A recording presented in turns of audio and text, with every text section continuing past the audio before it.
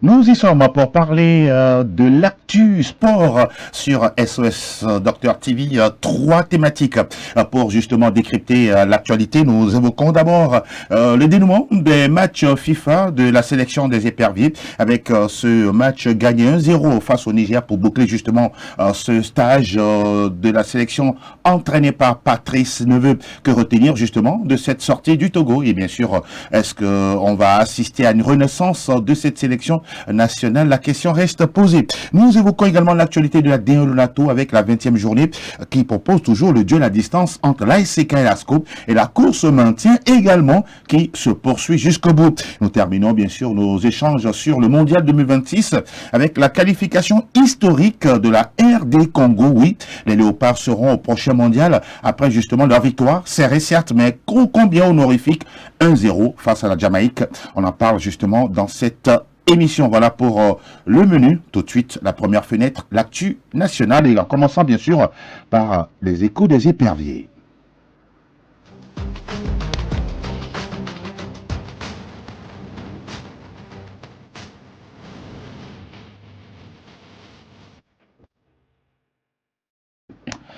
Nous parlons justement de l'actualité des éperviers, mais bien avant, on prend toujours le soin et le bonheur d'avoir justement nos consultants en plateau. Il y a David Oloni qui est avec nous. Bonjour David, et encore une fois, merci d'être présent. Bonjour Angelo et bonjour à tous ceux qui suivent cette émission. Oui, vous êtes en forme? Ça va, ça un va. peu fatigué. Mouranga. Beaucoup de courage à vous. C'est parce que vous n'êtes pas allé faire du sport ce matin. Ça se comprend. Zéro Tengue, Thierry Tengue, pour nous qui le connaissons comme ça, il est avec nous. Bonjour et bienvenue à vous. Bonjour Angelo, bonjour à tous les passionnés de cette émission. Très très content de faire le comeback. Oui, ça fait un petit moment. Ah oui. Vous étiez un peu en congé, mais ça fait un plaisir de vous retrouver. Le plaisir est partagé. Le plaisir est partagé. Et nous allons également débattre de tous ces sujets avec grand plaisir. Le temps de retourner un peu à la régie pour avoir justement, voilà, les échos des éperviers. Et derrière, on enchaîne.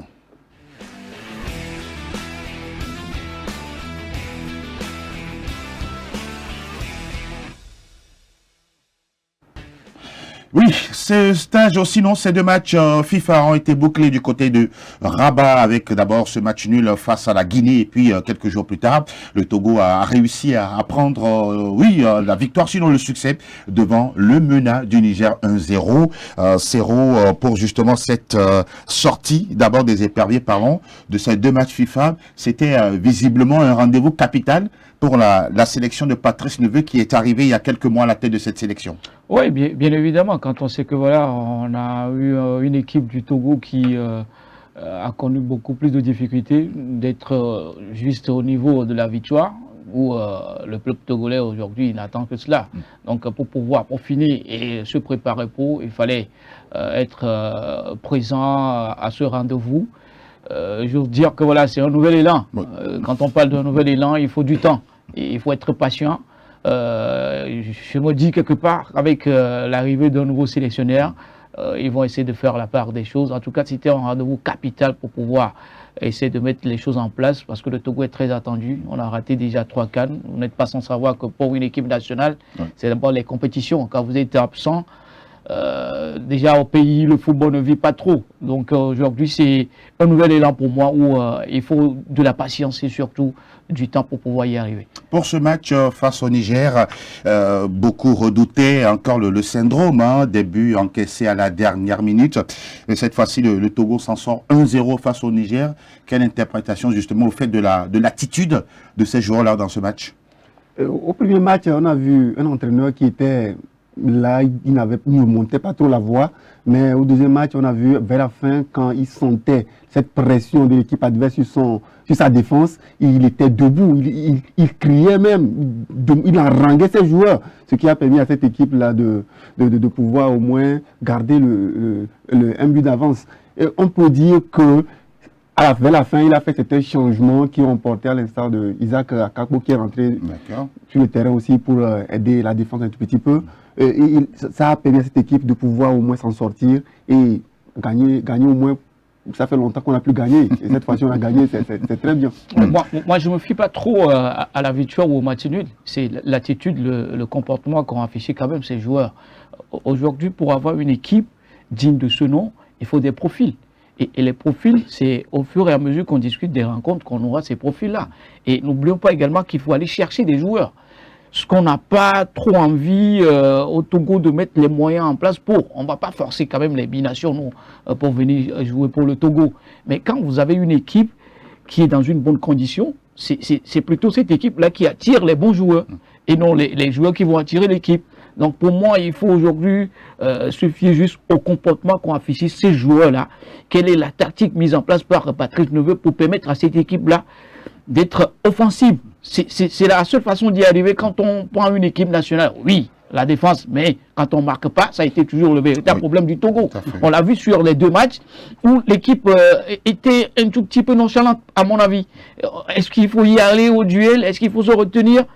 Pour moi, c'est quand même des aspects qu'il faut revoir aujourd'hui pour cette équipe-là. Et quand je parle de la tactique, aujourd'hui, le football est devenu moderne, avec des tactiques qui évoluent au fur et à mesure. Il faut falloir que le Togo ait une identité tactique. Ça, c'est très important. Patrice Neveu, en tout cas, à la tête de cette sélection, on rappelle qu'il a paraphé un contrat de 3 ans.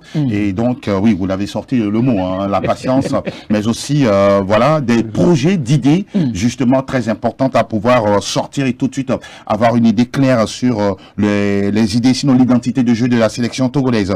Pour regarder un peu le graphique du 11 de départ sur le match contre le Niger, pour avoir une idée sur quelques joueurs. Donc ça c'est le graphique du score, le graphique où sont alignés les 11 joueurs. Voilà, par exemple, on a des joueurs comme Steven Mensah, Steven Nador, Pierre Nadjombe, Abdou Bodé Sabo, Josué Romao, Kevin Denke, Charlabi qui était titulaire, Roger Arolou, également Derman Karim, Sadik Fofana ou encore Jen Dakonam.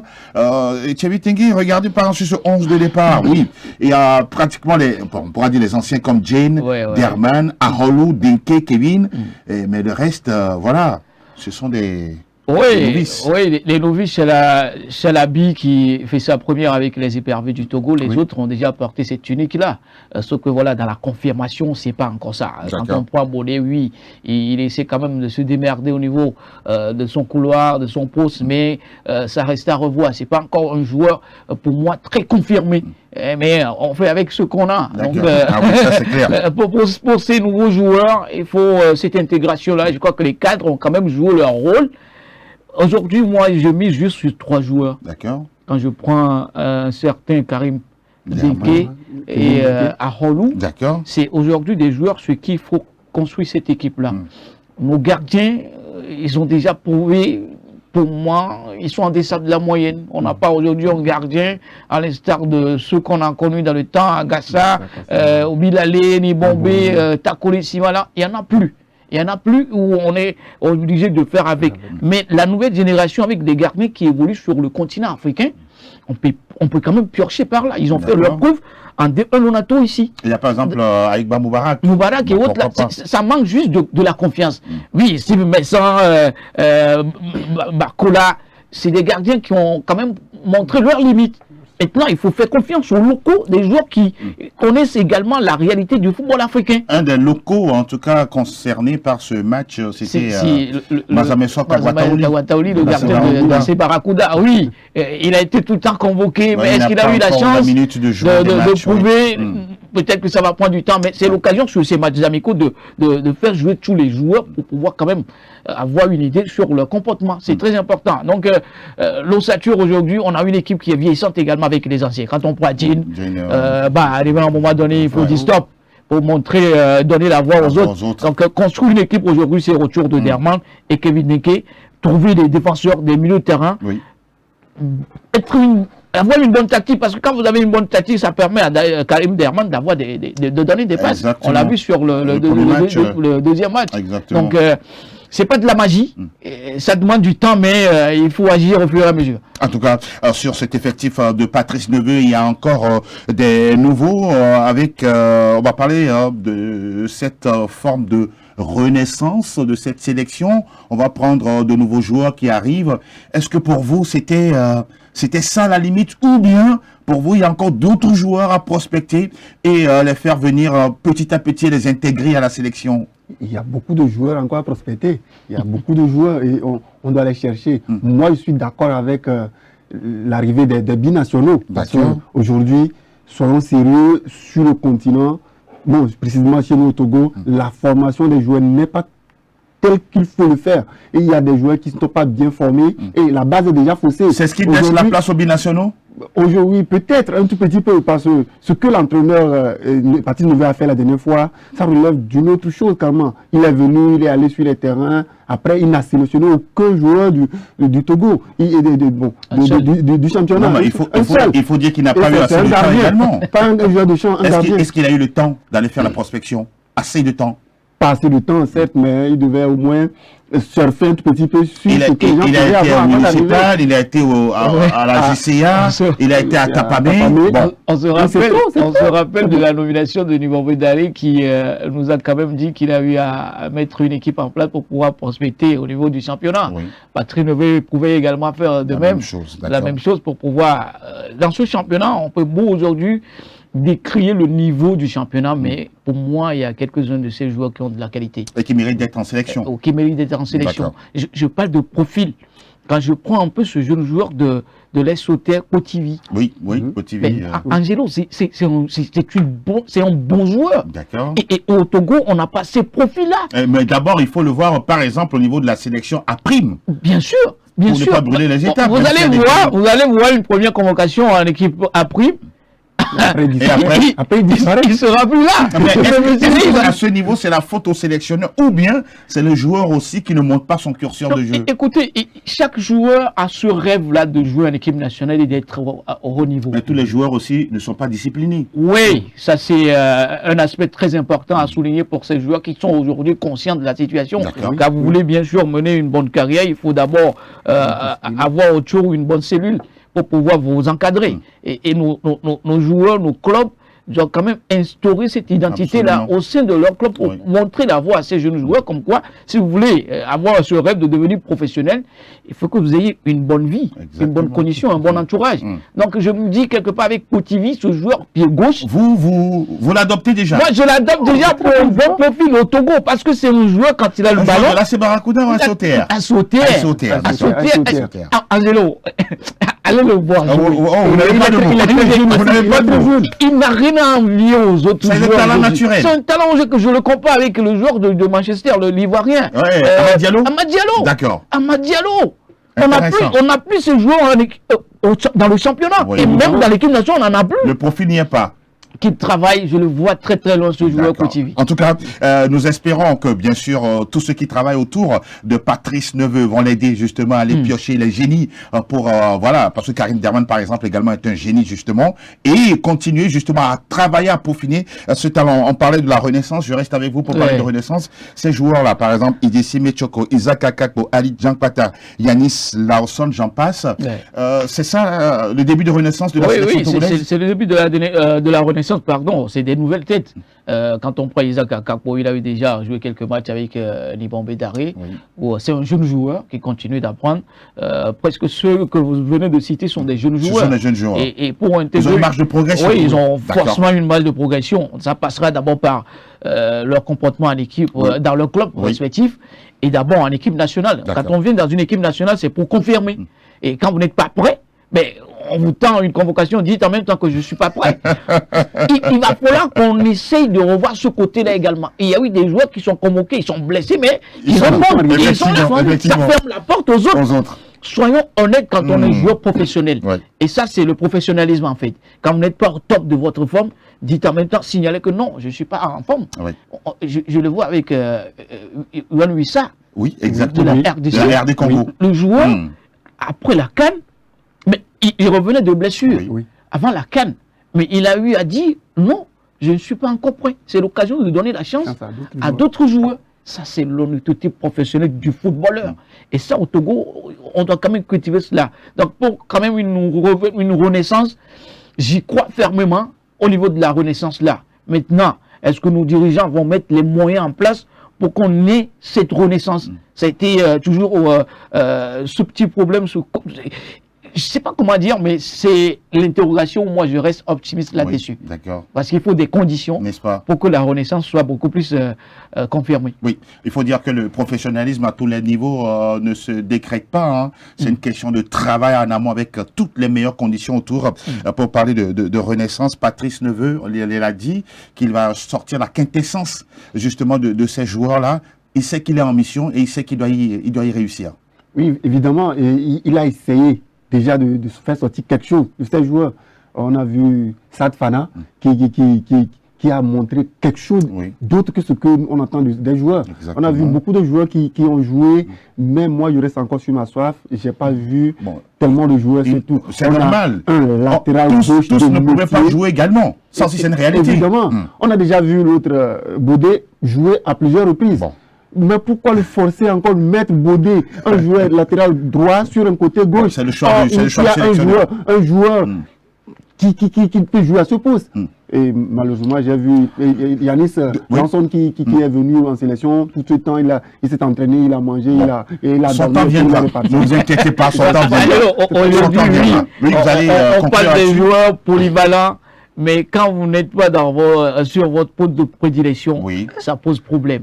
Un latéral gauche, après, il y a Théorie Zazan. On a connu quand même beaucoup qui sont passés par là avec Amerou qui a été un tout petit peu sollicité sur ce côté. Mais au Togo, les latéraux de pied gauche, il y en a plein. Il y en a plein. Maintenant, le travail du sélectionneur, c'est d'aller chercher ces talents-là et les mettre au point. Au point, d'accord.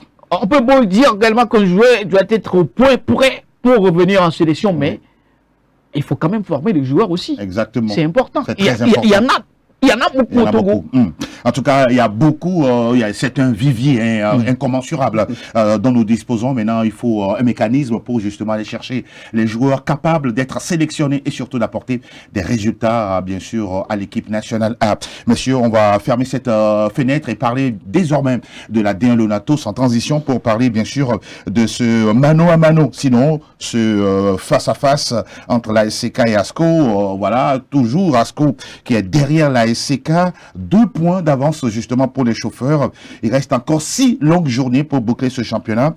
Pour rester justement avec vous, Serrault, par rapport à ce duel à distance, va-t-on assister à ça jusqu'à un moment donné ou bien l'un va trébucher à quelqu'un d'autre qui va prendre le large? Nous sommes en football, nous sommes dans un championnat où ça ferait pratiquement une décennie, si je n'exagère pas trop. Où ces deux formations, juste, c'est elles qui dominent ce championnat. C'est le mano à mano toutes les saisons possibles. Donc, pour moi, trébucher au niveau de ces deux équipes, ça va être quand même une surprise. Parce qu'aujourd'hui, c'est la première place qui est en jeu. La SCK qui reste encore l'équipe championne en titre, ne va pas se laisser faire. On l'a vu la preuve tout dernièrement lors de la précédente journée face à l'AS Auxerre au municipal, où ça n'a pas été une équipe bling-bling jusqu'à la fin, qui a été bousculée aussi, mais nous sommes dans un championnat où il faut de la constance. Et seule la constante peut faire la différence. Donc pour moi, ce mano à mano, malheureusement, on n'a pas aujourd'hui des équipes sur qui on peut miser comme quoi elles vont aller chercher cette équipe de l'ASCO, de l'ACK pour pouvoir déjouer un peu les pronostics. Donc je reste un peu optimiste sur cette course-là, sur ce bataille, sur ce duel, où pour moi, seule la constance fera la différence au niveau de ces deux équipes. Ah oui, la constance. Qu'est-ce que vous voyez à SCK ASCO? On va-t-on assister toujours à ce mariage-là? Bon, ils vont toujours rester là-haut. Ils ont une place confortable et ils vont rester là-bas. Qui va passer devant l'autre? ASCO et ASCK, pour le moment, on essaie de garder le silence parce que ça peut changer à tout moment. Ah, d'accord. Surtout cette journée va vraiment redistribuer un petit peu les cartes. ASCO qui va affronter AS Tambour à la maison. AS Tambour, attention, qui a déjà embêté ASCK tout récemment. C'est mieux. Battu, c'est mieux. Oui. Et de l'autre côté, ASCK qui va affronter AS Bina. Il va falloir réellement se concentrer sur ces deux matchs-là parce qu'il y en aura beaucoup de choses qui vont ressortir cette fois-ci. Et j'espère bien voir une équipe de la SCK toujours pimpant sur le terrain, volontaire avec des joueurs, malgré qu'ils ne montrent pas ce côté bling-bling du football. On espère bien qu'ils vont essayer une fois encore de faire juste marquer un but et puis être toujours à leur place. Mais cette équipe d'ASCO, n'est pas encore satisfait de sa position Oui. et cherche encore à embêter sérieusement ASK. Ça veut dire qu'eux aussi, ils ne vont pas baisser les bras, ils vont essayer une fois encore de forcer les choses. Pourquoi pas? Et espérer un faux pas de l'ASK pour prendre la première place. C'est un match piège. Hein. C'est un match piège Il y a deux matchs. face à l'AS Milan, Ouais. où Théophile Bola, qui aujourd'hui est en train Invaincu sur de 10 faire matchs. la remontada Ah oui, clairement. des comptes de la Milan. Clairement, Et clairement. Ça montre aujourd'hui que c'est un entraîneur qui, pour moi, est très affûté, Il aime les qui défis, aime vraiment les défis, qui, avec le temps, quand il n'a pas la pression, il met une équipe en place. Oui. Il faut compter avec cette équipe de l'AS Milan, pourquoi pas, pour aller Pourquoi pas? surprendre. Donc, on La SK? verra. On verra. On verra. On Ah est pas dans ouais, le secret parce des qu'avec dieux. Tokuro Mesa, aujourd'hui, c'est pas une bonne ossature. Il y a trop d'individualisme avec les joueurs où, pour moi, c'est pas encore une ossature digne de ce nom avec une équipe collective. Non, il y a eu des départs, oui, mais je vois pas trop cette équipe beaucoup plus avec la force collective, la SK. On remarque également, messieurs, qu'au-delà de ce qui se passe en haut du tableau entre ASK et l'ASCO, derrière également ça se bouscule, même si l'écart de points il est considérable, que ce soit du Unisport jusqu'à Espoir FC Division en bas du tableau. Il y aura match pour la course au maintien. Bien sûr, messieurs, pour regarder les autres matchs de cette 20e journée, on aura Unisport qui accueille Espoir. C'est Massy qui sera en déplacement à Palimé face à Gomido. On aura le face-à-face d'Ito SOTR, c'est l'un des derbys de la capitale. Entente 2 accueille l'AC Barracuda, également derby de la capitale. Et puis AS Golossou va donner rendez-vous à l'étoile filante de Lomé. De l'autre côté, c'est un duel entre le 5e et le 4e. À ce niveau également, oui, quoi qu'on dise, il y a également des enjeux à tous les niveaux du classement. Oui, des enjeux, oui, parce que c'est ça un championnat. Ouais. Quand il n'y a pas des enjeux, bon, on va suivre une compétition qui ne va pas quand même retenir plus d'attention. Oui. Donc, quand il y a ce côté de lutter pour se maintenir, ça devient intéressant. Exactement. Quand il y a ce côté également de lutter pour le fauteuil, ça devient intéressant. C'est là où on va retrouver l'implication véritable des coachs par rapport à leur travail qu'ils font, et également les joueurs, ce qu'ils donnent sur le terrain. Et forcément, ça va faire sortir des bons joueurs. Oui. C'est quand il y a de l'enjeu qu'on a quand même des duels. Et quand il n'y a pas de l'enjeu, bah, le joueur se retient, Dans un s'exprimer confort, tout simplement. Donc ouais. pour moi, ça va être une lutte acharnée sur tous les côtés, que ce soit en bas du tableau ou en haut du tableau, au milieu. C'est une lutte et nous, on aime ça. C'est le football, c'est ce qu'on adore. Et vivement que les équipes qui luttent pour le maintien à l'estade de Gomido, pour moi, c'est vraiment dommage et c'est touchant de voir cette équipe tant en difficulté. Mais qui va jouer contre Sébastien à la maison. Un mot là-dessus? C'est Massy aussi qui tâtonne, qui lutte également pour le maintien. Bon, avec tout ce qui s'est passé autour de cette équipe, le limogeage de Lolo Fadé, un nouveau entraîneur qui est là, bah, il faut juste s'exprimer sur la pelouse pour pouvoir retenir le résultat. Est-ce que les dirigeants, sur cette fin de saison, mettent quand même les conditions en place? Parce que c'est là où on doit quand même les retrouver. Parce que les joueurs, quand on tend vers une descente, bah, quand il n'y a pas de la motivation, bah, on se dit, ben, moi... Est-ce qu'ils ont fait, en tout cas, vous savez ce que je veux parler, vous savez de quoi je veux parler. Ils ont bien fait pour être dans cette situation, pour avoir des motivations. Non, bon, pour un championnat, c'est là que j'accuse un peu nos dirigeants. Quand on veut commencer un championnat, il faut un cahier de charge. Ça, c'est clair. Il faut définir quand même beaucoup d'aspects. Oui. D'abord au niveau des conditions des joueurs, des primes. Quand ces conditions sont réunies, bah, l'équipe marche comme sur de l'eau. Ça va de soi. Mais quand ce n'est pas réuni, les joueurs ont du mal à se donner à 100%. Exactement. Donc, se maintenir, mettez les moyens en place. Vous allez voir les joueurs. Il faut voir les joueurs. Il y a par exemple le match Unisport Espoir. Espoir, ça fait 14 matchs. 14 matchs sans victoire pour Ben Adjakpa, qui se déplace du côté d'Unisport, qui a envie de définir troisième coûte que coûte de ce championnat. Espoir a du pain sur la planche. Hein. Espoir, cette équipe qui ne se retrouve plus, Oui. une équipe carrément malade. et on sait pertinemment que dans les coulisses, il y a encore beaucoup de problèmes à résoudre de ce côté-là. Et ça n'a pas été jusqu'à aujourd'hui. Les cadres de cette localité ne manifestent pas vraiment cette volonté d'aller soutenir ces joueurs-là. Ils ont abandonné le club. Et sincèrement, ces joueurs-là. Ils ont abandonné le club.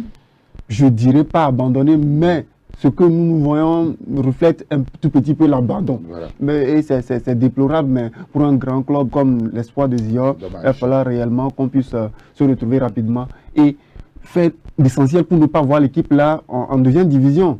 C'est la plus... Actuellement, ils sont bons derniers. Hein.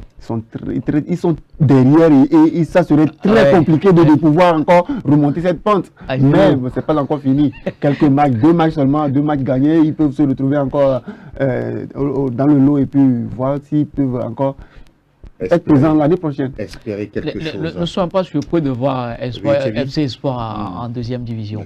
Moi, le départ et l'arrivée de Bena Diakpa, le départ d'abord de Théophile Bola, ça a été un mauvais casting pour moi. C'est un mauvais casting. Vous avez un entraîneur qui a travaillé sur 3 ans, qui a mis une équipe en place où quand FC Espoir joue contre des équipes, et vous allez sentir cette formation-là qui répond sur la pelouse. Donc, se séparer comme cela, même s'il y a eu des problèmes, il faut quand même les régler en interne. Nos dirigeants, tout de suite demander des résultats. Quand vous n'avez pas les moyens, c'est impossible. C'est impossible. C'est impossible. C'est ce qu'ils oublient. C'est impossible, mais travaillez avec ce que vous avez. Voilà. Et ça demande de la patience. Et quand vous ne l'avez pas, vous demandez tout de suite des résultats. L'entraîneur, la pression qu'il a derrière, à un moment donné, il va péter les plombs. Il va se dire, je quitte le bord tout simplement. Donc pour vous, aujourd'hui, la situation d'Espoir est à imputer en grande partie aux dirigeants. Aux dirigeants. Et avec le casting Bena Diakpa qui vient, qui pour moi n'a pas eu le temps de mettre une équipe en place avec des départs et des arrivées. Où aujourd'hui dans les coulisses, moi j'ai eu un joueur de FC Espoir qui m'a quand même confié des choses où c'est pas vrai. Un joueur qui quitte un club pour venir dans un autre club, c'est pour avoir du temps de jeu. Ça c'est clair. Mais vous avez des joueurs qui sont pas tout à fait en forme, mais qui jouent. Ça ne peut pas donner ces résultats-là. Non, pas du tout. Non, c'est pas de la magie aujourd'hui. Le football, c'est des conditions, c'est du travail, c'est des joueurs qui sont prêts pour avoir un résultat. Mais quand vous faites les choses comme du n'importe quoi, ne soyez pas surpris d'avoir des mauvais résultats. Aujourd'hui, on est devant le fait accompli où il faut quand même lutter jusqu'au bout. Mais moi, je vois déjà des équipes qui sont en deuxième division. Ah oui, déjà, un bon prophète. Et on rappelle également que du côté du littoral, il y aura un intéressant Boluissou, Étoile Filante. Là aussi, mine de rien, cette équipe de l'Étoile qui résiste un peu à tout, qui gagne 1-0, 2-1, 1-0. Et puis bon, attention, face à Boluissou également qui a envie de finir dans le top 3 cette saison. Il y aura forcément une véritable confrontation entre les deux. Je dirais que c'est le match de la journée parce que Boluissou qui revient en force cette fois-ci, et cette équipe de Étoile Filante chère à Tony Agbessi qui continue. Comme petit point qui les sépare. Oui, cette équipe d'Étoile Filante avait rempli de très bons joueurs, des jeunes, rien que des jeunes, et qui écoutent bien les consignes de l'entraîneur. Ils sont là, ils apprennent pour le moment. On l'a déjà souligné, Tony Agbessi a un contrat de 3 ans, et c'est sa toute première année. Il est en train de construire une équipe. Donc, il ne met pas les charrues devant le bœuf, il est là tranquille, il essaie de construire quelque chose face à cette équipe de Boluissou qui, cette fois-ci, commence par sortir la tête de l'eau un petit peu. Ça serait un match plaisant, un match vivement que le public puisse être là. Oui. C'est le 5e qui accueille le 4e. Et du côté de Boluissou, il y a un joueur nommé Kwekpasi Sama qui marque but sur but. Du côté de l'Étoile Finance, il y a Francis Chamou, également très bon joueur, buteur. Il y a Jamiou Fama également. Quand vous voyez aujourd'hui l'Étoile Finance à ce classement... Pourquoi vous souriez en parlant? Vous voulez nous dire quelque chose? C'est une équipe qui, cette saison, on met quand même un peu de l'eau dans le vin au niveau des dirigeants. Il y a moins de pression. Il y a moins de pression. D'accord. Oui, il y a moins de pression. Par rapport à l'année dernière, à la saison dernière, c'était beaucoup plus la pression de se maintenir. Maintenant, c'est le maintien où il faut confirmer. Et ils sont dans la lignée de confirmation avec Agbessi, l'entraîneur. Quand vous le voyez sur le banc, on sent en même temps que sa pression, c'est d'avoir le résultat. Absolument. Et voilà, avec les supporters, toute l'organisation autour. C'est la seule équipe cette saison où vous n'allez jamais écouter des problèmes en interne comme quoi il n'y a pas eu de paiement de primes, des arrivées qui ne sont pas réglées. Mais vous voyez d'abord la colonie des supporters, vous qui êtes le joueur, ça vous donne envie de se donner sur le terrain.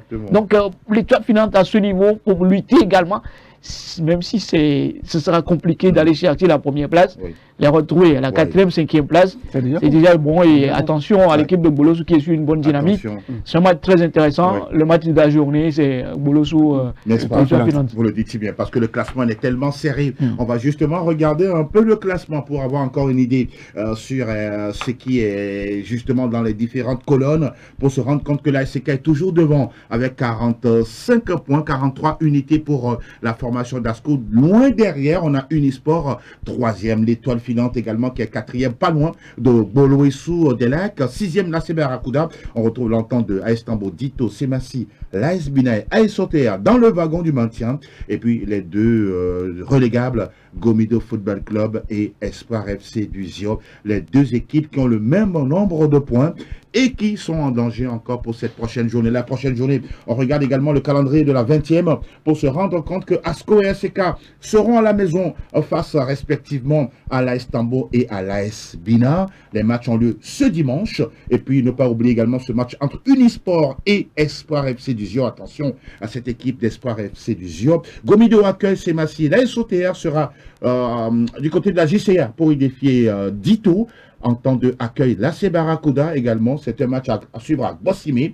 Et puis du côté du municipal Anani Chardé, l'AS Boloessou rencontre la formation de l'Étoile Filante de Lomé.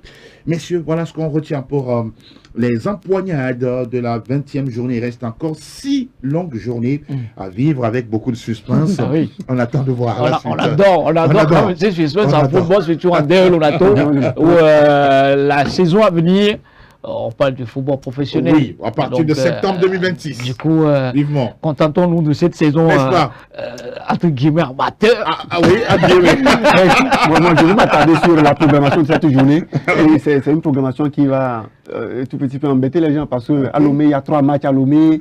À Kara, 2 matchs, que ce soit, même si c'est Kara. Il y a 2 matchs. Hein. À Lomé, il y a 2 matchs. Il y a 2 face à Barracuda et Dito OTR. Oui, c'est partagé. 2 matchs sont partagés. Le public ne serait pas tel. Non, c'est quand même dans des différentes communes. La commune d'Akoué, commune ça prend en compte aussi des infrastructures. Si les municipalités, par exemple, libres, on aurait pu faire des matchs en avancée samedi, par exemple. Très bien. Vivement qu'on y pense au niveau des infrastructures, c'est très important. On a encore besoin de terrain. Ah oui, plusieurs terrains, on a besoin de plusieurs terrains. Dans beaucoup de préfectures, dans beaucoup de communes aujourd'hui, il y a des espaces verts qui ne sont pas exploités. Ouais. D'accord. Messieurs, on va terminer justement notre débat, aussi notre échange aussi intéressant du jour avec cette fenêtre de la Coupe du Monde FIFA 2026. On parle de 48 pays, c'est ça? Ah oui. C'est inédit. 48 pays avec 10 pays africains. Ça fait 104 matchs en tout. Wow, extraordinaire. 10 pays africains. Il y avait 9 qui étaient déjà qualifiés. Oui. Il restait le 10e. Et enfin, on le connaît, sinon on la connaît, cette sélection de la RD Congo, emmenée par un certain Sébastien de Sabre, avec tous ces joueurs. Bon, même si Yohan Wissa n'était pas dans le groupe, il y a quand même Chancel Bemba, il y a Cédric Bakambou, voilà, et tous les autres. Ils sont nombreux. Ils sont nombreux. Satisfait, content de retrouver la RDC après 52 ans d'attente? Oui, 52 ans d'attente où ça a mis du temps. D'abord avec le football local qui a été développé. On sait que voilà, c'est un championnat qui a eu quand même attisé beaucoup de joueurs. Exactement. Même si arrivé à un moment donné, ça a basculé un tout petit peu. Même des joueurs togolais. Oui, beaucoup de joueurs. Je ne vais pas me mettre à les citer. Kakili, par exemple. Donc, voilà, c'est lui-là qui a même tapé dans les yeux de ces Congolais où il voulait même le naturaliser. Voilà. Donc, c'est pas rien cette qualification d'abord au niveau de la lutte acharnée pour pouvoir accéder au play-off.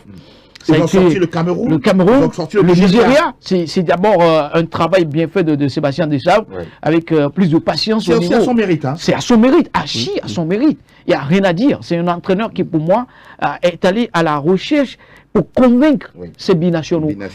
Ces binationaux qui, aujourd'hui, n'ont pas eu à faire des choix à défaut. Non, ça a été un choix de cœur. Et même si on peut nous dire que voilà, au niveau du championnat local, il n'y a pas trop de joueurs, ce qu'il faut compter, non, il faut tout un mélange. Et puis c'est au mérite. C'est au mérite, tout simplement. Donc aujourd'hui, la RDC a une ossature. S'ils sont allés décrocher cette qualification face aux Reggae Boys, c'est du mérite. C'est tout simplement un travail qui aujourd'hui a porté fruit, où les Congolais s'en jubilent tout simplement. Donc, pour moi, félicitations aux Léopards. Maintenant, il va falloir confirmer, même si c'est pour aller juste se figurer, faire bon augure, il n'y aura pas de pression, il faut jouer délibéré. On est dans le groupe du Portugal, c'est un honneur de jouer face aux Portugais, où on va apprendre. Donc sur le continent, il va falloir revenir confirmer, parce que c'est là, on va vite retrouver tout simplement la patte des sables. Bon vent, et content pour la RDC, pour l'Afrique, et malheureusement pour le Togo. Bon, on va rester sur la RD Congo. La nuit a été très longue. Mais le jour est finalement arrivé pour la RD Congo. Oui, finalement. Vous étiez né en 74? Loin de là, c'est quand après, ils sont là, en train de jubiler une fois encore pour leur présence au mondial. C'est très bien. Ça permet aussi à l'Afrique d'avoir une 10e équipe pour qu'on puisse avoir vraiment des équipes, beaucoup d'équipes. Et là, quand il y a beaucoup de viande à la sauce devient intéressante. Ça veut dire que cette fois-ci, on peut compter sur le Congo aussi, lors de ces échanges, pour qu'on puisse rehausser le niveau du football africain. Et vivement qu'ils puissent se présenter à ce mondial avec des joueurs en forme, et qu'on puisse titiller un petit peu les Européens et les Asiatiques et autres. Moi, sincèrement, j'ai vu une équipe du RDC qui a commencé quelque chose. Les gens n'ont pas cru. Aujourd'hui, c'est bon. On a vu un entraîneur qui a fait appel à des binationaux, beaucoup de binationaux qui sont là et qui ont permis à cette équipe de rehausser leur niveau. Le mérite, comme tout le monde le dit, c'est à l'entraîneur. Il a commencé quelque chose dans les coulisses, tout doucement. Il n'y avait pas trop des écrits concernant ça, mais aujourd'hui, c'est bon. L'équipe est en place et ils sont au mondial. Félicitations à eux. On rappelle également que dans cette construction, en tout cas de cette sélection des Léopards, on peut également citer un certain Florent Ibenge, qui a beaucoup travaillé également autour de cette sélection. Youssouf Mouloubou, ancien joueur de cette sélection congolaise, qui continue d'être, entre guillemets, l'ambassadeur du football congolais, et puis que sais-je encore. Il faut rappeler que cette qualification n'est pas arrivée comme ça. La Jamaïque était sur la route de la RD Congo. Il fallait jouer ce match au Mexique. Et c'est ce qu'ils ont fait à Guadalajara. Ils ont gagné 1-0. Ça suffisait justement pour se qualifier. Je suis en but de Touazembe qui venait de nulle part. Avec bien sûr la cuisse. Ah ben il faut ça. C'était ça. Même s'il faut marquer avec les cheveux. Mine de rien, c'est suffisant. On retient juste la qualification. Vous parlez tout à l'heure. C'était difficile, hein? Oui, ça a été moins difficile. La Jamaïque fait partie aujourd'hui des meilleures équipes sur le continent américain. Voilà. Donc pour moi, c'était pas une équipe en deçà de la moyenne pour pouvoir dire que voilà, au départ, c'était acquise déjà cette qualification. Non. Ça a été joué jusqu'au bout, en prolongation. D'ailleurs, voilà la preuve. Merci de le préciser. C'était une lutte acharnée, un duel très très bien disputé par ces Léopards qui aujourd'hui n'ont pas volé cette qualification. Pas du tout. D'abord passé par 2 matchs très importants. D'abord face au Cameroun, face au Nigeria et aller jusqu'au Mexique. D'abord, le trajet, c'est une qualification méritée et tout un peuple en jubile. Pour moi, c'est vraiment la concrétion d'un travail. Vous parlez également de Florent Ibenge, qui faisait ce travail avec les locaux pour former cette équipe nationale. On a aujourd'hui des joueurs qui ont quand même commencé avec Florent Ibenge, qui font partie de Ishak. Vous le connaissez bien. Mais Ishak Elia, je ne sais pas s'il est toujours en Suisse ou pas. C'est pas rien, ça laisse aujourd'hui quand même une trace, ce qui a quand même surfé un tout petit peu Sébastien de Sable, parce que c'est des joueurs qui ont eu à quand même laisser leur empreinte au niveau de la performance de l'équipe. C'est Dele Bakambu par exemple, quand il revient en sélection, c'était d'abord en lutte, en concurrence avec les locaux.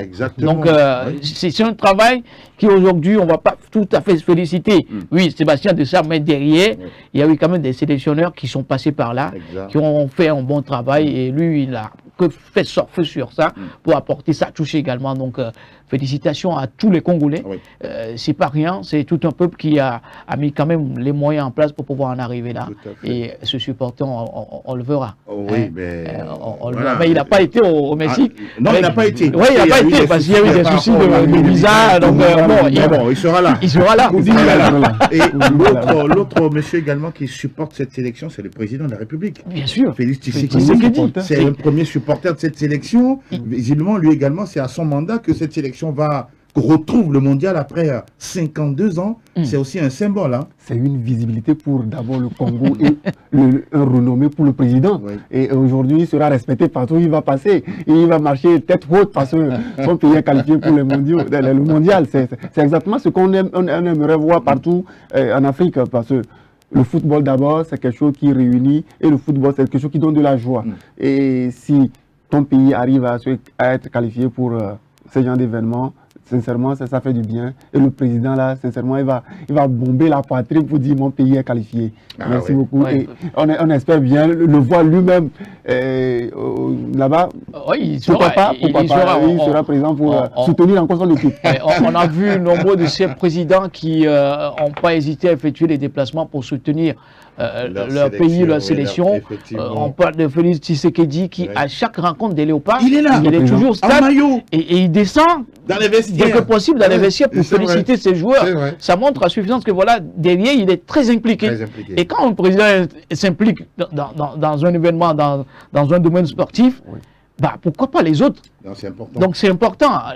C'est lui le premier dirigeant, c'est lui le premier supporter. Exactement. Donc quand le premier supporter il va au stade, ben, qui suis-je pour ne pas y aller, pour ne pas soutenir mon équipe? Donc c'est également des exemples à suivre au niveau de chaque pays pour pouvoir dire au peuple que voilà, c'est une affaire nationale. Allons-y tous ensemble.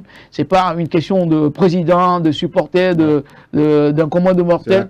C'est la cause nationale et on y va ensemble pour pouvoir obtenir quelque chose. On va regarder le graphique, bien sûr, des pays qualifiés pour la prochaine Coupe du Monde. Elle est désormais complète, justement, ces différentes cases pour se rendre compte que le Congo est dans le groupe A, le K, pardon, ne cherchez pas trop loin, le groupe K avec le Portugal de Cristiano Ronaldo, la RD Congo. On retrouve également la sélection de l'Ouzbékistan, voilà, et la Colombie, bien sûr, dans cette partie justement du tableau, et bien sûr les autres voilà, pays africains, bien sûr le Sénégal, le Maroc, l'Afrique du Sud, tout ce que vous voulez, le Ghana sont tous là, même si derrière le Ghana, là, il y a quelques jours, le sélectionneur a tour à dos. On le sentait venir. Remercié.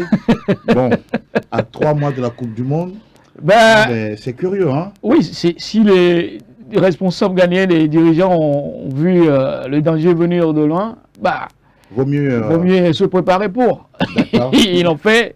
C'est dommage d'en arriver là, mais à un moment donné, il faut taper sur la table comme quoi c'est bon, ça suffit.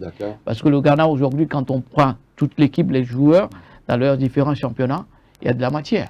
Mais quand le sélectionneur n'arrive pas à faire la part des choses avec une bonne ossature, ça pose problème. Donc, c'est eux qui prennent les décisions. Vivement que ça aille dans l'intérêt de l'évolution de l'équipe pour que le Ghana puisse bien faire cette aventure de mondial. Parce que le Ghana, en Coupe du Monde, c'est aussi une équipe sur qui on peut compter. Absolument. Mais au vu de tout ce qui se passe, on n'a pas cette équipe-là en forme sur qui compter. Mais chaque bataille sera pour moi disputée. On croise les doigts pour cette sélection ghanéenne. Vous placez au moins. Oui. On a vu le Ghana rapidement qui a voulu changer d'entraîneur. Et il est pressenti sur les bancs du Ghana. Yannick Lowe, l'ancien sélectionneur du Ghana. C'est une discussion. Bon, il est déjà partant. On espère bien. Oui. Mais pourquoi pas? On espère bien. Pourquoi pas? S'ils ont les moyens de le payer, pourquoi pas? S'il aime le challenge, il peut venir. Ça fera du bien au Ghana, certes. On a vu des entraîneurs allemands en Allemagne. Il y a Christian Pierre aujourd'hui qui est là. Christian Pierre qui est toujours là. Il peut revenir. C'est quelqu'un qui connaît déjà les joueurs. Oui, bien sûr, l'environnement et tout. L'environnement et tout lui faire appel. Je crois que ça va faire du bien à toute l'équipe. Mais faire venir un étranger qui ne connaît pas du tout les joueurs, qui ne connaît pas les paramètres de la sélection. Qui ne connaît même pas l'Afrique. C'est un défi à relever au niveau de la fédération ghanéenne, mais qu'il mise encore sur un sélectionneur local. Et ça va faire l'affaire. En tout cas, on va suivre de très très près également cette actualité des Black Stars du Ghana qui également vont représenter l'Afrique lors de la prochaine Coupe du Monde aux États-Unis. On parle bien sûr États-Unis, Canada, Mexique. Ces 3 nations qui vont accueillir justement la Coupe du Monde à 48 pays. Voilà. C'est une première, ça n'arrive pas tous les jours. Mais allez chercher tout de suite vos télévisions parce que les matchs vont s'enchaîner. Vous regardez les matchs à 2h du matin, à 3h du matin, à midi 00. Avec un bon whisky, un bon verre à côté. Ça le fera. Ça le fera. Ça le fera. Et voilà qui nous permet en tout cas de mettre un point final à ce nouveau rendez-vous de débat, bien sûr, de commentaires, d'analyse sur l'actu nationale. David, encore une fois, mille merci d'être passé en ce jour. Merci beaucoup, Angelo. Merci, Tengue, pour cette discussion qu'on a eue ensemble. Ça fait du bien et j'espère bien que les gens sont servis. Ouais. Et très prochainement, on se retrouvera pour la suite. On vous souhaite une meilleure santé. Merci Reposez-vous bien. Merci. On se retrouvera lundi avec pourquoi pas la pêche, comme on le dit. Ah oui. Merci. Merci également à toi, Angelo. Toujours un plaisir Toujours. de venir sur ce plateau de SOS Docteur TV pour parler sport. C'est sans langue de bois. Hein. Nous, Toujours.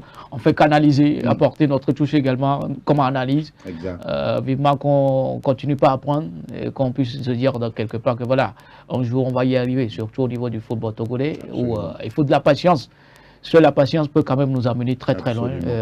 Merci également aux téléspectateurs qui nous ont suivis. On se dit à très bientôt. À très très bientôt, Voilà. mon cher Etienne Wittig. Et merci également à toute l'équipe technique qui a travaillé derrière justement la réalisation de ce nouveau numéro. Patrick, Fernand, Sylvain et tous les autres. On se souhaite meilleur pour tous les jours et surtout un magnifique week-end, Pascal. On se retrouve très très bientôt. Ciao, ciao.